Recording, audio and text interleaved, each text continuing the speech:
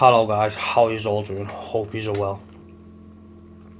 So today we're just going to have a little look at a list of 10 things that I think nobody should be doing if SHTF situation happens. There's probably more, but I've just rounded it to 10 because I thought it's an even number and shouldn't take too long. So that being said, let's get into it. Number one on my list is most definitely do not panic. You're prepped for this, you've been prepping for this, you know what you're doing, you know what you've got. You don't need to be running out like all the non-preppers, bulk buying stuff just because they've just got a warning that day that something's going to happen that day or the next day. You don't need to panic, you've got all your shit in order. It's as simple as that. Don't panic, stay calm, because if you panic, you tend to make bad decisions. So, stay as calm as possible. I know every shit at the fan situation is going to have different stress levels, pardon me, but do your best to stay as calm as you can. Don't panic, you won't make no stupid decisions. I want to say it, it's as simple as that. Don't talk about your preps. I don't know, that sounds proper redundant coming from someone who has a prepping YouTube channel. But what I mean by that is don't go blabbing to every Tom, Dick and Harry on your street. And if you haven't noticed, I've never actually shown my preps. I've shown gadgets and bits I've got, but I've never shown my actual preps. I don't think I ever will. Don't know. We'll get to that point when we get to it. Maybe I will, maybe I won't. But what I'm saying when I say don't talk about your preps is don't go telling everyone on your block. Don't go bragging that you've got all this. If shit's at the fan and you're like, we're alright for months, we've got loads of stuff in the loft, guess what's going to happen when everyone else runs out of food? You're going to have 100 people on your door wanting a handout. Do you know what I mean? If you can help your close neighbours, do so. I'm not saying keep everything to yourself. If you've got an abundance of stuff that you can share, do you know what I mean? But do it sparingly and only do it with those closest to you who you know aren't going to go blabbing. Because the last thing you want is a load of people on your door wanting some food or some water or some medication. Do you know what I mean? So that's what I mean when I'm saying don't talk about your preps. Number 3, don't plan for one single scenario, situation. Most of your preps, what you've got, your food, your water, your medication, your provisions for heat, your provisions for cooking, all your other provisions, most of your provisions are going to be like a baseline for any situation or scenario anyway. So the only thing you're going to have to do is think whatever scenarios you can think of that could happen in your area.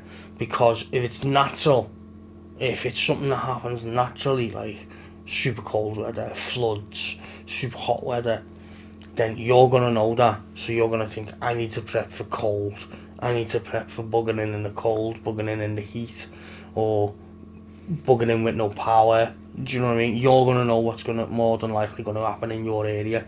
So prep for everything. And like I say, all your regular preps that you've already got is going to be a baseline. You're going to need food and water and medication anyway. So prep them anyway. They're going to cover any situation. You could potentially need some way to source heat if the power goes out. Some way to cook if the power goes out.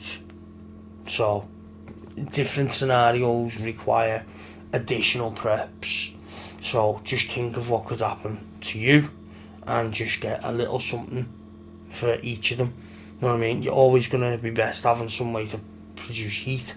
So like I said yesterday, we have the little heaters. I think they're just like little camping heaters for in your tent. You screw your gas bottle on the back, turn it on for half an hour, it warms the room up. It's brilliant. Do you know what I mean? So yeah, you're probably always going to need some form of heat, some form of cooking, some way to cook. You're going to need medications, foods, waters, all your other little bits are just for different scenarios, do you know what I mean? So yeah. Number 3, don't plan for a single scenario. Plan for every eventuality that you can imagine happening to you in whatever area of this country or the world you are in. Number 4 is, I don't think everybody should jump the gun to bug out. Depending on the situation, if it's a situation where depending on the situation and the scenario of the bug in, bug out situation, the shit at the fan situation, it might be a case where everyone's bugging out, even the non-preppers. They're all getting out of the village, getting out of town, getting out of your street, whatever it may be. Do you know what I mean? If it's safe for you to stay in your house and bug in, you stay in your house. You bug in for as long as you possibly can, until you either run out of provisions or it's no longer safe to stay in your house for whatever reason. Do you know what I mean? Don't jump the gun to bug out, because if it's a big situation and everyone's bugging out of your city or your town or your village, you are going to get stuck in the stampede trying to get out. So if it's safe to do so, stay in your house. Stay in your house, bug in for as long as you physically and mentally can, until you run out of, like I say, provisions, or until it's no longer safe. Yeah, so number 4, don't jump the gun to bug out. Number 5, don't ignore your health. And by that I mean both your physical health, your mental health, and don't disregard getting an extra prescription. If you're on prescription drugs, try and get an extra month, so you've always got an extra month backup. If you're on medication that you can buy over counter, it's even better. Buy what you can, get it in. Try and have at least a month, maybe 2 months supply of whatever you can get that you're going to need for your health condition, or just health in general. Do you know what I mean? Everyone's going to, all preppers are going to have paracetamol, brufen sickness tablets, anti-diarrhea tablets, all that kind of stuff. But if you're on medication, prescription medication that you can buy over the counter, buy it. Get about 2 months, maybe, or more, depending on you, how much you can afford or you want to get in. And like I say, if it's prescription drugs that you can't get over the counter, then try and get like an extra month. Even if, yeah, try and get like an extra month, because I know with me, I pay for mine still, so I can order an extra prescription every year, so I always tend to just order an extra one in January. So I've got like, well, I get mine, I've still got about 3 or 4 days left on, maybe a week left on mine before my next prescription comes. So I've always got like a month and a half to 2 months sitting there in the cupboard just in case. Also, your health as well means don't neglect your health. Try and stay as physically fit as you can. Obviously that's going to be different for everybody, with people with disabilities, people, do you know what I mean, who are older. You just do what you can, do you know what I mean? Because if you did have to bug out, you're going to potentially have to walk quite a distance if you haven't got a vehicle, or if the vehicles are no longer an option. Do you know what I mean? If there's been a big massive EMP, most cars are going to be null and void anyway. It doesn't matter.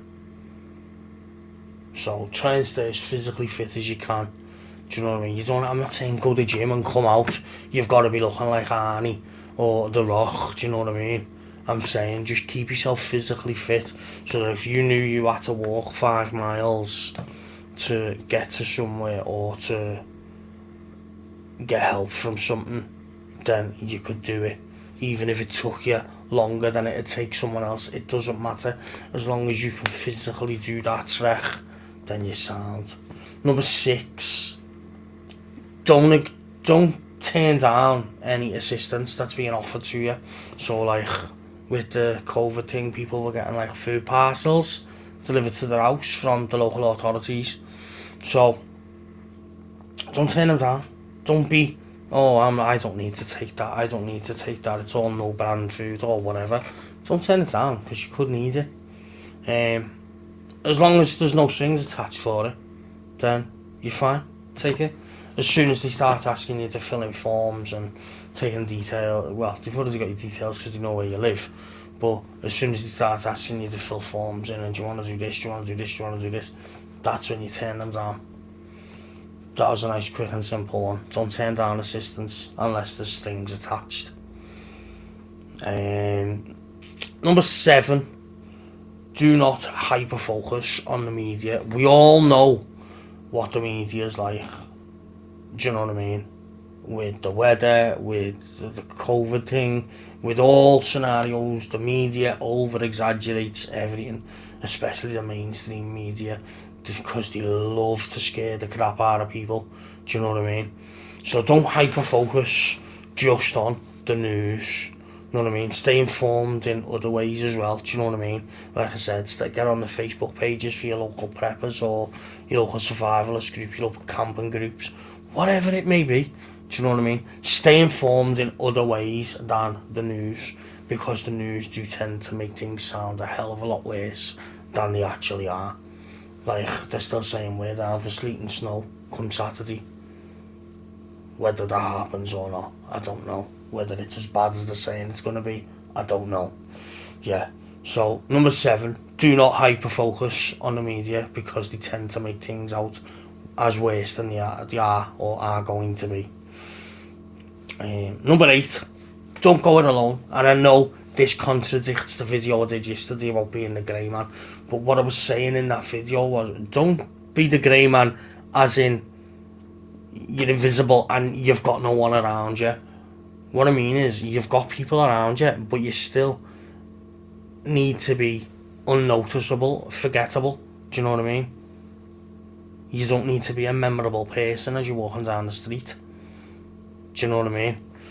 But going it alone, if you've got to go it alone, then yeah, there's nothing you can do about it. But if you haven't got to go it alone, don't do it.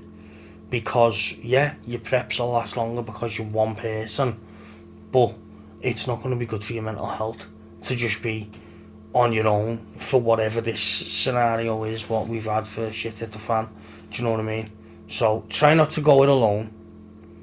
And number 9 goes in with this as well. Number 9, don't look weak. If you're out there, you've got to go scavenging for something, or you've got to go somewhere for whatever reason. Don't. When people see the grey man, they see this guy who's just in a hoodie. Do you know what I mean? With a backpack on. Don't, because like I said, I don't think wearing your tactical gear is a very good option. In all scenarios, some yes, some no. But at the same time, with number 9 is, you don't want to look weak. You don't want to look like you're an easy target. You want to, when you're walking down the street, you want to walk not too fast but not too slow. You want to walk with confidence. You want to walk like people will look at you and think, do you know what, he's not worth it. Because people who are out there aren't going to be going for the people who they look at and think are going to put up a fight. Do you know what I mean? They're going to be looking for easy targets. They'll be starving. They'll be dying for the drink of water. Do you know what I mean? They're just going to want a quick, easy target so they can snatch your bag, drink your water, eat your food. So that's it. 8, don't go it alone. 9, don't look weak. Try and present yourself as a confident person as you can. It's not that easy for everyone, but try it. And finally, number 10 is, do not ignore security. While it's still safe for you to bug in your house, while you still got your preps, and while it's still safe, do not ignore security. Make sure you've got means of barring doors. it's not so easy to bar all your windows. Do you know what I mean? Because you're still going to need the sunlight to come in. Because if there's no power, you need light in the day. So you need to make sure you've got provisions to bar your doors. You need to make sure you've got something in your house to defend your family. Whatever that may be. It's just that's a personal thing, but you need to make sure that you don't ignore the security of your home while it's still safe for you to bug in. You need to bar your doors. You need to make sure you've got something in there to defend your family. Like I said, other than that, do you know what I mean? There's not much else we can do here in the UK regarding defending your home, because, well, the government think it's bad that you should defend your family from an intruder. Very, very strange. Anyway, that is my 10 things that I think nobody should be doing in a shit at the fan situation. I'll run through them again just dead quick, but I won't go into detail. Number 1, don't panic. That's obvious why. Don't talk about your preps. We've gone through that. Don't plan for a single scenario. Don't jump the gun to bug out. Don't ignore your health. Definitely don't ignore your health. Especially if you're the prepper, because you're going to be the one who's got to go and get shit. You're going to be the one who's got to defend your family. So don't ignore your health. Don't ignore or turn down assistance from government unless it's got strings attached. Don't hyper-focus on the media because they chat shit and they over-exaggerate most things. Don't go it alone if you don't have to. And if you have to go out anywhere, try not to look weak. And by that I mean try not to look like an easy target. Do you know what I mean? And don't ignore the security of your home while you're bugging in. And that's it. That is the 10 things that I think nobody should be doing in the SHTF situation, for whatever the situation is. That's the list of 10 things that nobody should be doing. There's probably a buttload more. There's probably 3, 4, 5 times as many as I've got here. There's probably like 50 to 100 things you shouldn't be doing, but I just thought I'd try and keep it under 20 minutes, but I failed that, I think. But that's the 10 things that you shouldn't be doing in shit at the fan situation. I hope you've enjoyed the video. I hope it's helped you. I hope you found it entertaining. I hope you found it informative. If you have, feel free to subscribe. Like I say, costs you nothing and it'll help me grow this channel. And if what I'm doing next week isn't your thing, you can always unsubscribe. It's as simple as that. That's my favourite saying, I think. Right, I've been Carl, I'm the Scouse Prepper, and I'll catch you in the next one.